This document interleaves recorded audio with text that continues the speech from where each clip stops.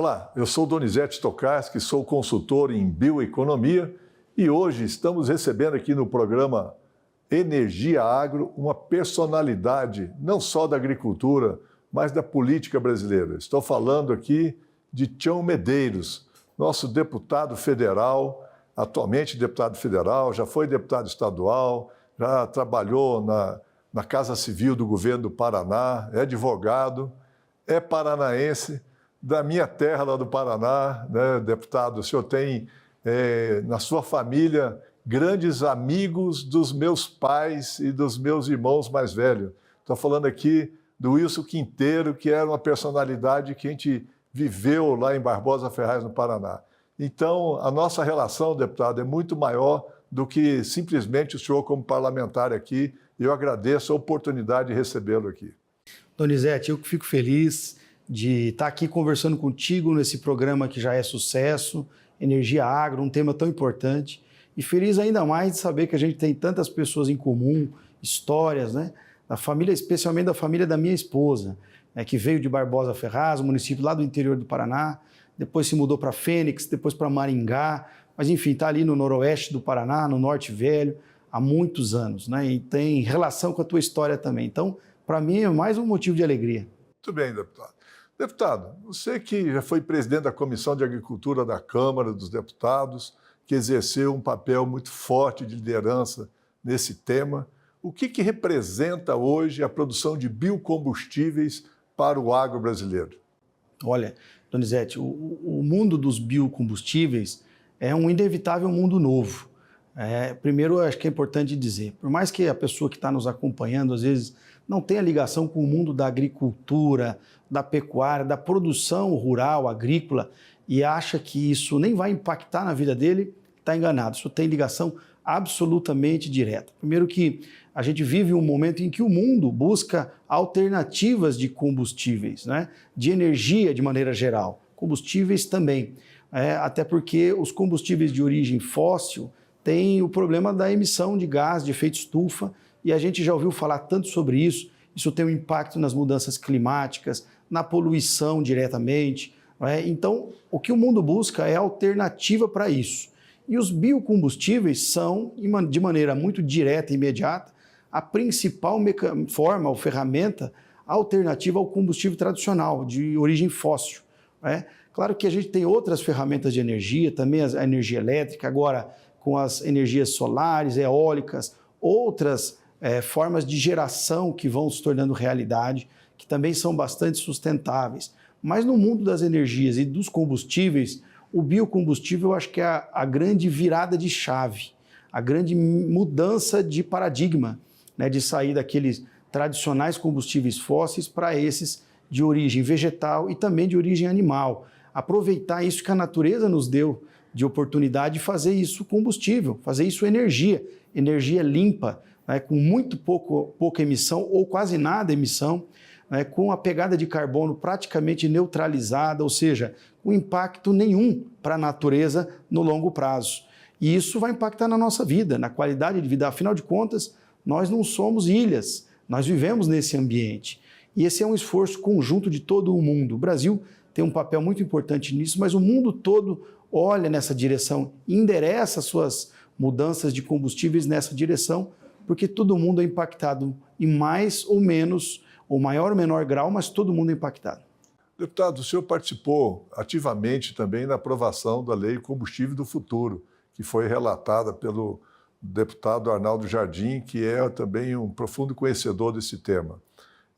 A Lei Combustível do Futuro, ela prevê novos biocombustíveis, como o SAF, o combustível para aviação, o diesel verde, o biometano, além do aumento da mistura do próprio biodiesel e também do etanol de milho. O que a população pode esperar com a implementação dessa lei no ponto de vista não só de produção de combustível, de biocombustível, mas também da industrialização brasileira a partir do uso desses biocombustíveis? Olha, Donizete, primeiro aqui fazer um registro público e verdadeiro da capacidade do talento do deputado Arnaldo Jardim. Esse é um mundo muito próprio, muito particular e que poucos deputados têm o domínio, o conhecimento e a profundidade que tem o deputado Arnaldo. Então, acho que o tema não poderia ter sido tratado por alguém melhor do que ele. Ele sim é um profundo conhecedor. Eu estou ainda iniciando essa caminhada. Mas dizer que, como a tecnologia avançou muito, ao longo desses últimos anos, novas rotas tecnológicas foram desenvolvidas e permitindo chegar a partir de derivados de origem tanto vegetal quanto animal, em combustíveis que antes, no passado, não faziam parte do nosso dia a dia, né? O SAF, que é o combustível da aviação, imagina um combustível da aviação sustentável. Isso é muito legal e a aviação queima muito combustível. E isso também faz parte do quanto mais desenvolvida é uma sociedade, maior a capacidade de mobilidade. E o avião é a ferramenta fundamental. Então a gente não quer que as pessoas voem menos, ao contrário, a gente quer que elas voem mais, mas com combustível que polua menos ou que seja mais sustentável do ponto de vista ambiental. E aí a SAF é a grande solução. Mas também tem outros combustíveis, outros biocombustíveis, o próprio diesel verde, que já existe tecnologia para isso, mas ainda não está escalado em nível comercial e por isso os custos ainda não estão acessíveis. Mas é um diesel de origem totalmente vegetal e não é biodiesel, é diesel, o R100. Então isso é muito legal e eu fico muito feliz como alguém ligado ao agro de ver o quanto o agro pode ser a ferramenta de transformação da nossa sociedade e do mundo. Não só na alimentação, mas também fornecendo combustíveis alternativos e com um impacto ambiental praticamente negativo, nenhum. Então a gente vai viver nos próximos anos uma migração daquilo que a gente achou que nunca deixaria de ser a única fonte de energia, o combustível fóssil, para um combustível sustentável, e que diminui ou quase não tem emissão de gases de efeito estufa, diminui essa dependência do fóssil, valoriza, incentiva e confirma a agricultura como uma forma, um setor estratégico da economia. Por isso a agricultura protagonizando, além da parte alimentar, também a parte de energia. Isso é fundamental. E o Brasil, que tem no seu DNA essa vocação de produzir, esse talento, esse conhecimento, vai ter mais uma fonte de renda para o produtor, porque ele vai também vender energia. Deputado, no estado do Paraná, nós temos lá um exemplo grandioso de investimento nessa área de biocombustíveis. Lá no município de Lapa, a indústria Potencial, ela já é a maior unidade de produção de biodiesel do país, vai se transformar como uma das maiores do mundo, né? E também ela está investindo no esmagamento e, pelo que consta, vai também montar uma indústria de etanol de milho. Veja só a dimensão e o quanto isso fortalece a agroindústria nacional e, ao mesmo tempo, produz outros produtos além dos biocombustíveis. E aí eu queria perguntar para o senhor, deputado, o estado do Paraná, que já tem algumas unidades de produção de biocombustíveis, ele está se apropriando, vamos dizer, dessa riqueza agroindustrial e o que mais que vem junto com a produção de biocombustíveis? Olha, Donizete, o Paraná lá atrás tomou uma decisão muito acertada. Alguns anos atrás, o Paraná decidiu verticalizar a cadeia de produção e pegar a agricultura, que é bastante consolidada no estado, e agregar valor. Ou seja, traduzindo isso no português simples, ao invés de exportar o grão in natura de milho, o grão in natura de soja, o trigo, a cevada, enfim, tudo aquilo que o Paraná produz, tomou a decisão de verticalizar a cadeia e industrializar no próprio estado. E ao invés de vender o milho, vender ou o óleo, ou o produto final, a margarina, ou então fazer a cadeia completa do frango, por exemplo, da suinocultura, da avicultura, da piscicultura, e vender o produto final acabado. Já vendeu o peixe, a proteína do milho que se transformou na ração junto com a soja, e já vendeu então com valor agregado maior, o frango, o suíno, ou até o boi, o gado de leite, que é forte no Paraná também. Então essa foi uma decisão muito acertada, porque primeiro precisou industrializar o estado para que ele pudesse agregar esse valor. Então hoje a agroindústria faz parte do interior do Paraná, com muita força mesmo. Isso foi puxado pelas cooperativas, sim, é verdade. O modelo cooperativista funciona e funciona muito bem no Paraná. Das 10 maiores cooperativas do país, 6 são paranaenses. no ramo agrícola, porque o cooperativismo trabalha em praticamente 7 eixos, mas o eixo agrícola, o Paraná é bastante protagonista, mas também algumas indústrias conseguiram absorver essa oportunidade, entender esse movimento do Estado, como é o caso da Potencial. A família Hammer, né, do seu Arnoldo Hammer, faz um investimento lá grandioso na Lapa, que é um município muito próximo a Curitiba, para quem está nos acompanhando, e ele faz esse esmagamento do grão. Faz esse esmagamento, transforma em biodiesel e fornece biodiesel em grande volume para o país. É um grande industrial que entendeu que a produção pode ter um valor agregado muito grande dentro do seu estado, e agora com esses combustíveis alternativos, com essa adicionalidade ainda maior, o B14, nós vamos chegar no B15, B16, e com o combustível do futuro mirando aí o B25 em alguns anos para frente. Então, nós vamos adicionar 25% de biocombustível no diesel. Isso é maravilhoso, isso vai demandar um volume de produto agrícola muito grande. Então, o produtor vai saber que tem demanda para o seu produto, para além da agricultura convencional alimentar, então para a energia, e que a indústria também está enxergando aí essa grande oportunidade. O Potencial viu isso, está investindo pesado, entendeu essa alternativa que a lei está impondo. Quando a gente faz essa mudança na lei, isso impacta diretamente na vida das pessoas, e as empresas que estão atentas a isso, elas captam essa oportunidade, né? Os combustíveis fósseis vão ficar cada vez mais caros, e eu sei que ainda no dia de hoje, o combustível e o biocombustível ele é mais caro que o fóssil, mas isso num horizonte de prazo maior, isso vai se inverter, pela questão da sustentabilidade, pela questão também da parte ambiental. Essa conta ambiental vai chegar, e por isso, quem enxergar isso antes, sair na frente, vai ter mais oportunidades. Eu acho que o Paraná entendeu isso muito bem. Por isso que nós devemos de fazer, deputado, o que nós chamamos de uma contabilidade social, econômica, ambiental e de saúde pública do uso de biocombustíveis em substituição aos combustíveis fósseis.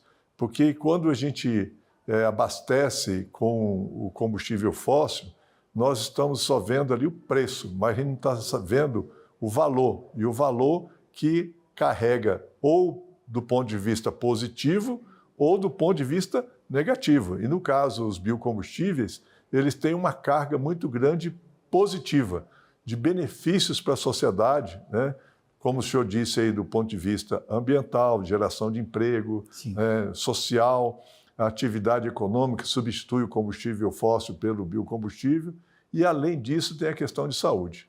Deputado, nós estamos aqui encerrando aqui o primeiro bloco, e daqui a pouco a gente volta aqui conversando com o deputado Tião Medeiros para falar mais sobre a produção de biocombustíveis e a produção de alimentos. E esse é um tema que ele domina e nós vamos atentamente ouvi-lo daqui a pouco, logo após os comerciais. Fique conosco aqui no programa Energia Agro.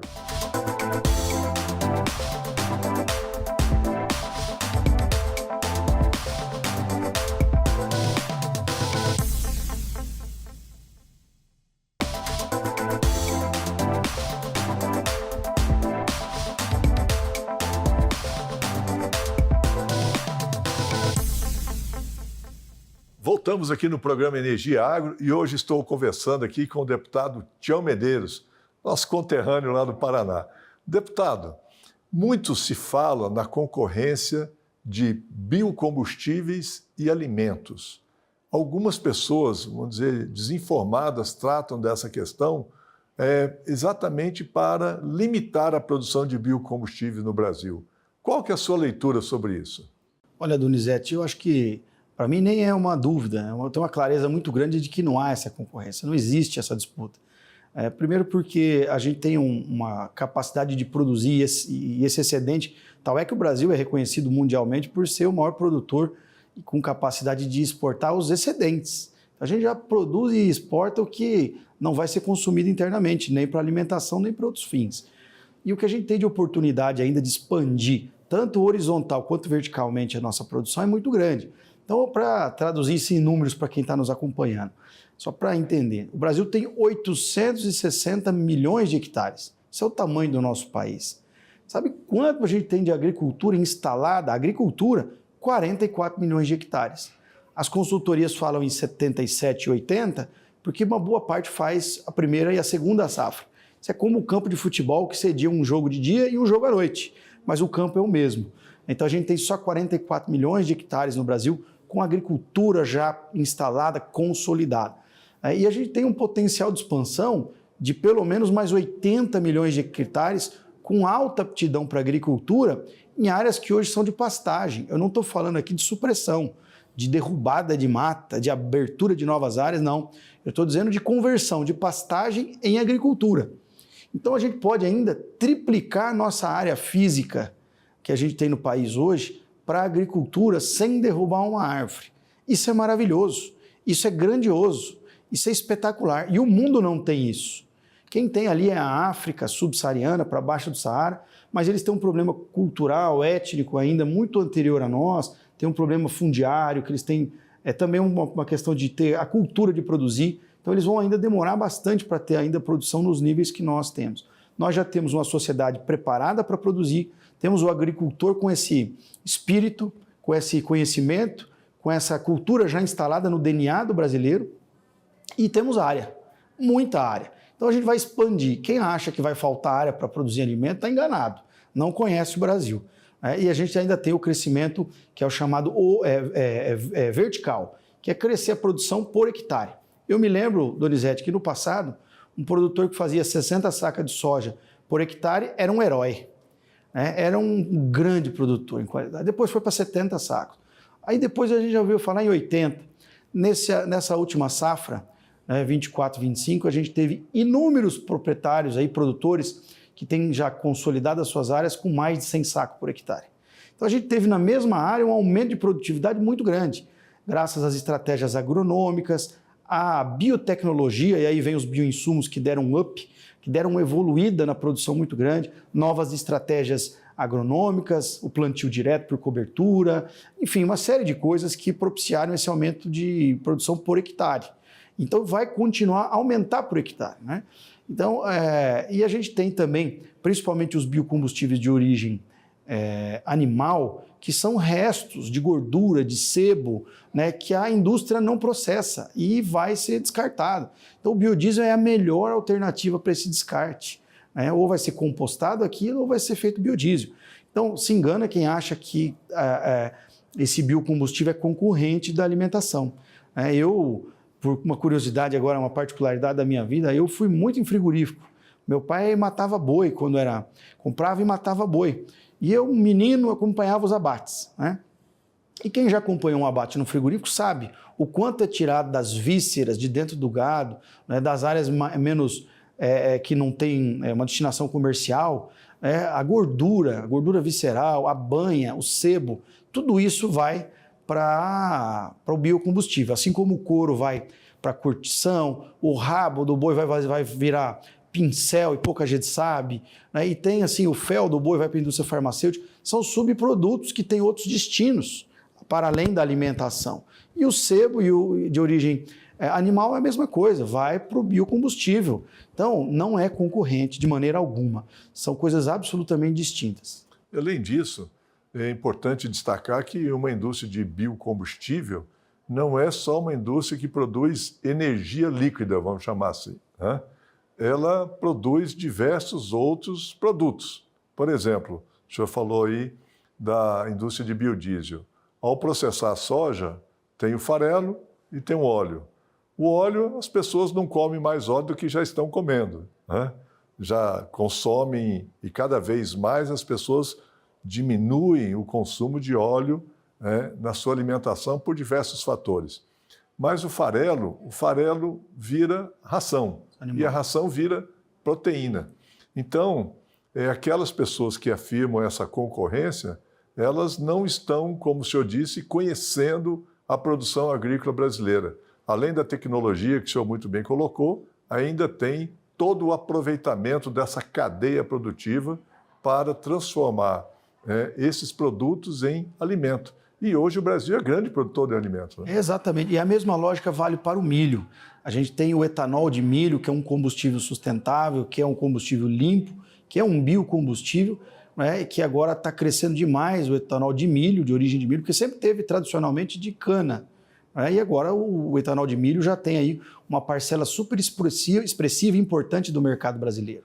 E o DDG, que é o subproduto, também vai para a ração animal. Então o milho passa a ter uma função estratégica na energia brasileira, para produzir o etanol e a ração animal ao mesmo tempo, que é o seu subproduto. E é isso. Quem fala que concorre está enganado. A mesma lógica do farelo de soja se aplica também ao milho agora.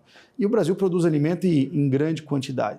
E como a gente tem muita terra, como a gente tem muita condição natural de ampliar isso, o mundo se preocupa, Donizete.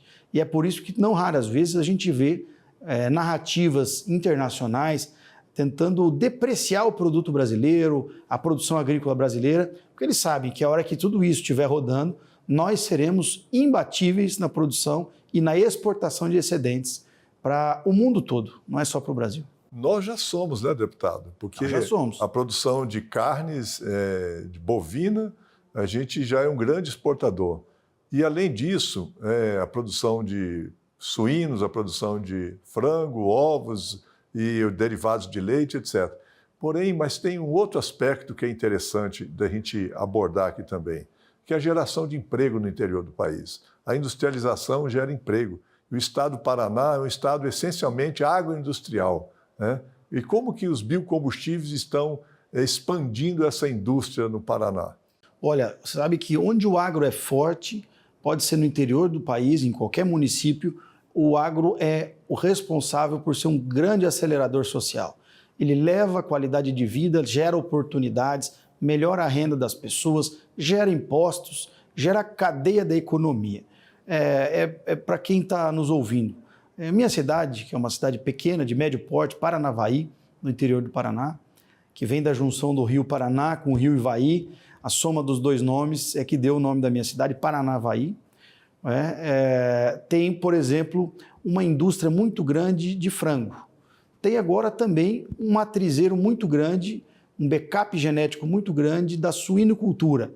Agora também indústrias de laranja, da citricultura e muitas indústrias de mandioca.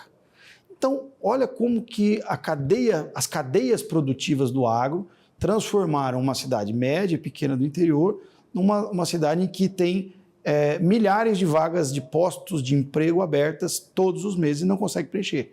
A gente tem a indústria metal-mecânica que fornece para essa cadeia produtiva da mandioca, para fécula, e aí, para quem não está muito ambientado, o Paraná, por incrível que pareça, é o maior produtor de fécula para fins industriais do Brasil. A mandioca de mesa no Nordeste é maior, a mandioca de mesa no Pará é maior. Para fins industriais, para fazer lá o sagu, a tapioca, o pão de queijo, enfim, a goma, que muita gente chama, o polvilho, precisa da indústria. Então, essa cadeia toda em torno da indústria da mandioca cresceu. Em torno da indústria da laranja, o suco de laranja, a exportação do suco concentrado, e, como eu disse, o frigorífico de frango, o de suíno. Então, a riqueza de oportunidades que o agro gera para o interior é inimaginável. E você tem cadeias inteiras, imensas, que geram muitas oportunidades de emprego. E, como eu disse, junto com isso, você gera a oportunidade da família se desenvolver naquela cidade, sem ter que despachar o seu filho para o grande centro, para um outro estado, para um outro lugar buscar oportunidade. Quando o agro vai bem no interior, a cidade vai bem, as famílias prosperam, querem ficar por ali, porque ninguém quer despachar e dividir a família em 2, 3 municípios, 5 cidades. A mãe quer ter os filhos perto, os filhos querem ter suas famílias ali também. Isso é muito prazeroso. Eu vejo as pessoas que vão embora das suas regiões e nunca é fácil ir embora de casa. Então, quando você tem uma região que o agro está bem consolidado, firme e forte, você tem pessoas mais felizes, que moram lá, se desenvolvem, têm oportunidade de crescer, ainda que no interior do país. Um operador de máquina, só para quem está nos ouvindo tem que ter a dimensão do que é isso, um operador de retroescavadeira hoje ganha de 7 a 9 mil reais. Um operador de colheitadeira ganha isso, 8, 9 mil reais por mês. É um salário digno para morar no interior, que custa muito menos que morar na capital. E eu posso dizer isso porque eu moro em Paranavaí e moro em Curitiba, na capital, e estou aqui em Brasília também. Sei quanto é mais caro morar nos grandes centros. Para você comer, para você viver no interior é muito mais barato. E então, morar no interior é melhor do que morar na capital. Eu não tenho dúvida disso. E também hoje eu posso afirmar que onde o agro vai bem, as cidades vão bem, e as pessoas vivem melhor. Deputado, nós estamos falando aqui sobre as potencialidades do Brasil e daqui uns dias nós vamos ter a COP30 em Belém. O que o mundo pode esperar dos exemplos do Brasil aqui para a COP e o que o senhor imagina que nós teremos aí de mensagem ao mundo? Olha, Donizete, eu espero que todo esse esforço que a gente tem feito de transição energética, de descarbonização, dessa agricultura mais sustentável do mundo, que é a brasileira, possa ser reconhecido pelo mundo, especialmente aqui no Brasil, e que nossos produtos tenham um valor agregado diferenciado lá fora. Né? Que esse esforço que a sociedade faz de fazer todas essas mudanças em nome dessa mudança climática, desse respeito a esse novo momento que a gente está vivendo, tenha um valor agregado, que não seja só discurso, que o mundo, que os países de primeiro mundo paguem essa conta e que valorizem a forma com que o Brasil enfrenta essa mudança climática, esse processo de descarbonização e especialmente a transição energética que nós estamos protagonizando aqui no país. Muito bem, conversamos aqui com o deputado Tião Medeiros. Muito obrigado, deputado, pela oportunidade. Esse jovem que é uma liderança dentro do Congresso Nacional, quando se trata de questões ligadas à agricultura, à produção de energia no Brasil, ele está atento a esses temas.